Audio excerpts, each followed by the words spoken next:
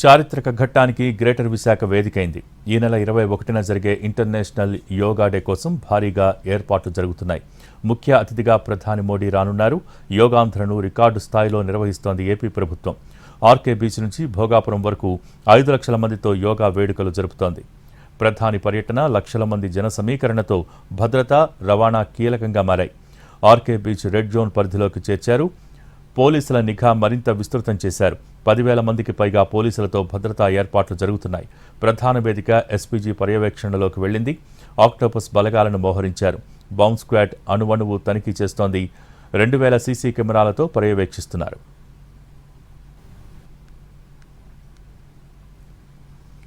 Visakha Yogandhra day వేడుకలపై మరిన్ని వివరాలు మా ప్రతినిధి రవిచంద్ర అందిస్తారు. మరో చారిత్రక ఘట్టానికి విశాఖపట్నం వేదికైంది. ఈ నెల 21న అంతర్జాతీయ యోగా దినోత్సవం అట్టహాసంగా జరగబోతోంది. ఇందుకోసం రాష్ట్ర ప్రభుత్వం భారీ ఏర్పాట్లను చేస్తోంది. ప్రధానమంత్రి నరేంద్ర మోడీ వచ్చి ఇక్కడ యోగా దినోత్సవ వేడుకల్లో పాల్గొంటున్న నేపథ్యంలో విశాఖకు సంబంధించినంత వరకు విస్తృతమైన ఏర్పాట్లు చేస్తున్నారు. ఒక రికార్డు స్థాయిలో యోగా దినోత్సవ వేడుకలను నిర్వహించాలనేది రాష్ట్ర ప్రభుత్వం ఆలోచన. ఇందుకోసం 5 లక్షల మందికి పైగా జన సమీకరణను లక్ష్యంగా పెట్టుకుంది.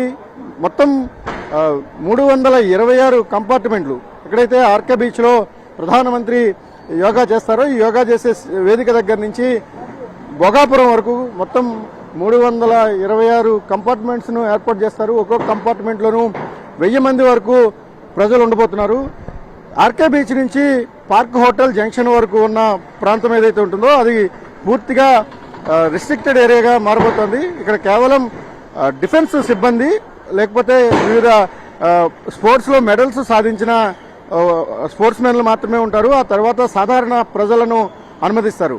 ఓవరాల్గా ఈ 326 కంపార్ట్మెంట్లను ఒక్కొక్క కంపార్ట్మెంట్కు 1000 మంది చొప్పున ప్రజలు ఉండే విధంగా ఏర్పాట్లు చేశారు. ఈ లెక్కన 3,26,000 మంది నికరంగా డైరెక్ట్గా కంపార్ట్మెంట్లోకి వస్తారు. వీరు కాకుండా ఆంధ్ర యూనివర్సిటీ ప్రాంగణంలో జరిగే యోగా దినోత్సవ వేడుకల్లో మరో 25,000 మంది భాగస్వాములు అవుతారు. ఓవరాల్గా 5 లక్షల మందితో ఒక రికార్డు స్థాయిలో ఈ ఉత్సవాలను నిర్వహించాలి. యోగా డేను విశాఖ నుంచి ప్రమోట్ చేయాలనేది ప్రభుత్వం యొక్క ఆలోచన. ఇందుకోసం ఒక డిక్లరేషన్ను కూడా విశాఖపట్నంలో తీసుకోబోతోంది.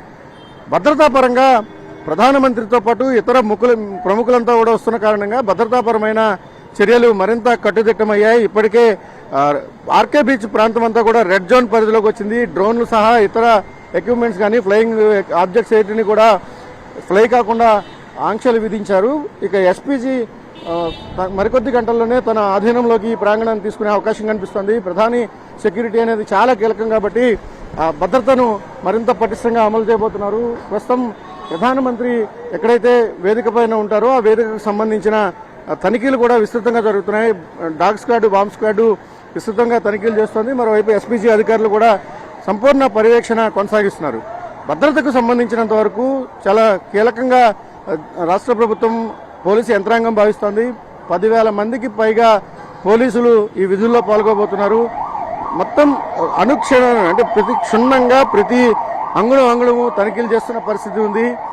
ప్రస్తుతం ఏదైతే డయాస్ దగ్గర ఉందో డయాస్ ప్రాంగణం కావచ్చు, లేకపోతే ఈ స్ట్రెచ్ ఏదైతే ఉంటుందో భోగాపురం వరకు ఉన్న స్ట్రెచ్లో ఎక్కడా కూడా ఎటువంటి అవాంఛనీయ ఘటనలు చోటు చేసుకోకుండా పోలీసు యంత్రాంగం విస్తృతమైన తనిఖీలు నిర్వహిస్తోంది. పూర్తిగా ఆంక్షలు అమల్లోకి వస్తాయి. ప్రత్యేక బృందాలు ఈ విశాఖపట్నం మొత్తం మోహరించాయి. ఒక విధంగా విశాఖ నగరం అంతా కూడా పోలీసు సర్వేలెన్స్ పరిధిలోకి వచ్చేసింది.